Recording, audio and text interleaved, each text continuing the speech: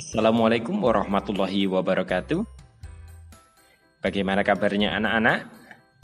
Ya, alhamdulillah, semoga kita selalu diberikan oleh Allah kesehatan sehingga bisa menjalani aktivitas sehari-hari dengan baik dan lancar. Baik anak-anak, sebelum pembelajaran kita mulai, marilah kita berdoa terlebih dahulu. Nah, anak-anak sudah hafal bukan? Doa belajar. Kita mulai. Bismillahirrahmanirrahim. Raditu billahi rabba wa bil islamni dina wa bi muhammadin nabiyya wa rasula. Rabbi zidni ilma warzuqni fahma. Amin. Semoga dengan doa tersebut Allah akan memudahkan kita dalam menangkap dan mempelajari ilmu pengetahuan.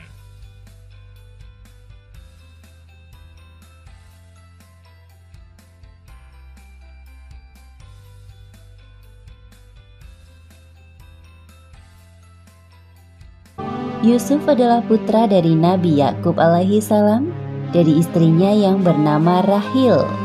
Dari pernikahannya dengan Rahil, lahir 2 orang anak laki-laki, yaitu Yusuf dan Bunyamin. Nabi Yakub juga memiliki anak-anak dari istri yang lain.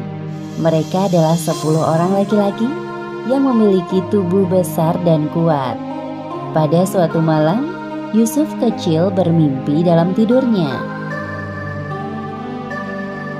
Wah, ya Allah, mimpi apa aku semalam? Tampak seperti nyata. Wahai ayah, ada yang ingin aku ceritakan kepadamu. Apa itu wahai Yusuf? Bicara dengan tenang. Jadi, semalam aku bermimpi. Mimpi itu tampak seperti sebuah isyarat. Apakah engkau bisa menafsirkan mimpi itu, wahai ayah? Memangnya apa yang engkau mimpikan semalam, wahai anakku? Sesungguhnya, aku bermimpi melihat 11 buah bintang, matahari, dan bulan. Kulihat semuanya sujud kepadaku. Nabi Yakub terdiam mendengarkan cerita Yusuf dan kemudian tersenyum. Hai anakku, janganlah kamu ceritakan mimpimu itu kepada saudara-saudaramu. Maka mereka akan membuat makar atau untuk membinasakanmu. Sesungguhnya, syaitan itu adalah musuh yang nyata bagi manusia. Mimpi Yusuf tersebut merupakan sebuah isyarat kenabian, seperti yang disebutkan dalam Al-Quran, Surat Yusuf ayat 6. Setelah peristiwa itu, kecintaannya kepada Yusuf semakin bertambah. Ia sadar bahwa Yusuf kelak akan meneruskan perjuangan dakwahnya. Pada suatu malam, kakak-kakak Yusuf yang berjumlah 10 orang mengadakan rapat rahasia. Mereka mencari cara untuk memisahkan Nabi Yakub dengan Yusuf. Malam hari itu juga, perwakilan dari kakak-kakak Yusuf menghadap kepada Nabi Yakub. Wahai ayah, kami ada satu permintaan.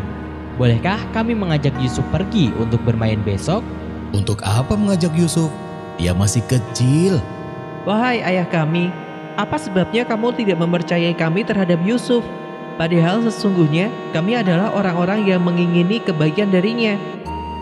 Sebenarnya timbul kecurigaan di dalam benak Nabi Yakub. Beliau merasa ada yang aneh dengan ajakan yang tiba-tiba ini. Sebenarnya ayah berat untuk melepaskan Yusuf bersama kalian. Biarkanlah ia pergi bersama kami besok pagi, agar dia dapat bersenang-senang dan dapat bermain-main. Dan sesungguhnya kami pasti menjaganya. Baiklah, kalau begitu, aku izinkan Yusuf ikut bersama kalian. Jaga diri kalian baik-baik.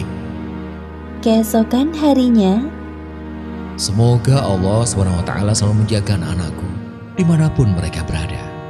Yusuf sangat berhati mulia. Tidak ada prasangka buruk dalam hatinya, bahwasanya saudara-saudaranya telah menyiapkan rencana jahat. Perjalanan tiba-tiba berhenti. Belum selesai Yusuf membela dirinya, kakak-kakaknya memasukkannya ke dalam sumur. Kak, tolong! Rasakan kau. Selamat tinggal adikku tersayang. Sekarang kita tinggal bawa baju Yusuf ini dengan lumuran darah kambing agar ayah percaya bahwa Yusuf telah meninggal dimakan serigala. Baik, ayo kita segera pergi dari tempat ini sebelum ada orang lain yang melihat. Ayo. Pada kisah ini, kakak-kakak Yusuf mengabarkan kebohongan terhadap ayah mereka, yaitu Nabi Yakub. Mereka mengatakan bahwa Yusuf telah meninggal dan dimakan oleh serigala. Padahal yang sebenarnya, mereka telah mencelakai Yusuf dengan mendorongnya sampai jatuh ke dalam sumur. Namun berkat kesabaran Yusuf dan atas izin Allah, akhirnya Yusuf dapat selamat keluar dari sumur. Sementara itu, keadaan Yusuf semakin mengenaskan.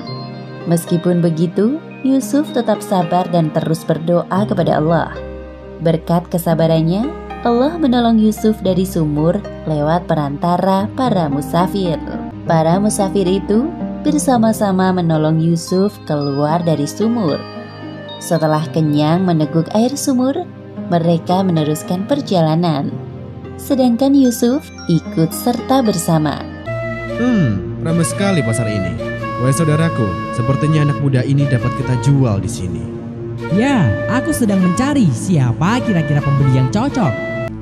Wahai Al-Aziz, aku perhatikan dari tadi. Sepertinya engkau sedang mencari sesuatu. Aku punya seorang budak. Dia anak muda yang tampan. Siapa tahu engkau berminat mempekerjakannya di rumahmu. Biarkan aku melihatnya dulu. Kemudian musafir itu mengajak Al-Aziz menemui Yusuf di rombongannya. Pada saat melihat Yusuf, muncul rasa senang dalam hati Al-Aziz. Tanpa banyak berpikir, beliau menerima tawanan musafir. Terima kasih Al-Aziz. Sekarang anak muda ini menjadi milikmu. Sama-sama. Wahai anak muda, siapakah namamu? Namaku Yusuf. Sebuah nama yang indah. Sekarang engkau Yusuf, ikutlah bersamaku. Akhirnya Yusuf dibawa pulang oleh Al-Aziz bersama para pengawalnya. Selama perjalanan, dalam hati Yusuf selalu berdoa kepada Allah agar diberi perlindungan atas hal-hal yang akan menimpanya nanti. Raja Mesir sedang gelisah dalam tidurnya. Beliau bermimpi tentang sesuatu yang tidak masuk akal.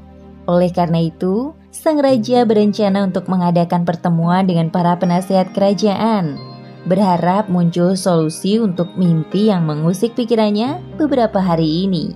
Keesokan harinya, penasihat kerajaan datang bersama paranormal dan ahli ramal. Sesungguhnya aku bermimpi melihat 7 ekor sapi betina yang gemuk-gemuk dimakan oleh 7 ekor sapi betina yang kurus-kurus, dan 7 bulir gandum yang hijau, dan 7 bulir lainnya kering. Para tamu yang hadir mendengarkan penjelasan raja dengan seksama.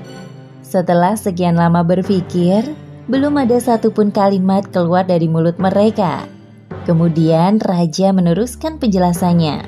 Hai orang-orang yang terkemuka, terangkanlah kepadaku tentang takbir mimpiku itu, jika kamu dapat menakbirkan mimpinya. Pelayan kerajaan masuk membawa minuman. Kebetulan pelayan itu adalah teman akrab Nabi Yusuf saat berada di dalam penjara. Semua orang yang ada di tempat itu terdiam, sampai akhirnya si pelayan buka suara. Wahai raja, bolehkah saya ikut bicara dalam masalah ini? Hah? Kamu bisa menakbirkan mimpiku, wahai pelayan? Sang raja tidak menyangka bahwa pelayannya ini dapat menakbirkan mimpinya. Aku akan memberitakan kepadamu tentang orang yang pandai menakbirkan mimpi itu. Maka utuslah aku kepadanya. Kesempatan itu tidak disia-siakan oleh pelayan. Ia menceritakan secara detail tentang kepandaian Yusuf dalam menakbirkan mimpi. Baiklah kalau begitu. Sekarang juga pergilah engkau menemui Yusuf dan tanyakan kepadanya terkait takbir mimpiku. Siap, segera saya laksanakan wahai raja. Suasana di penjara.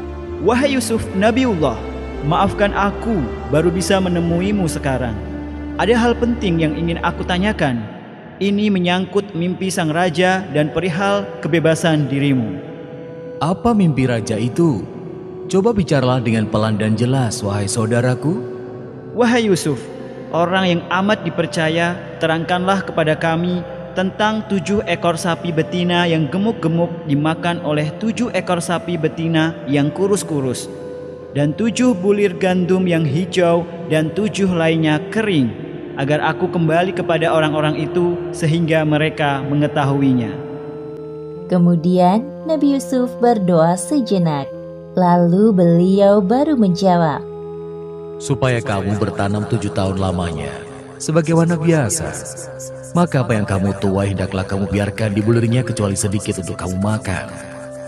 Oh, jadi begitu. Maafkan aku memotong. Lanjutkan penjelasan, wahai Yusuf. Kemudian, sesudah itu akan datang 7 tahun yang amat sulit, yang menghabiskan apa yang kamu simpan untuk menghadapinya, yaitu tahun sulit, kecuali sedikit dari bibit gandum yang kamu simpan. Kemudian, setelah itu akan datang tahun yang padanya manusia diberi hujan dengan cukup, dan di masa itu mereka memeras anggur.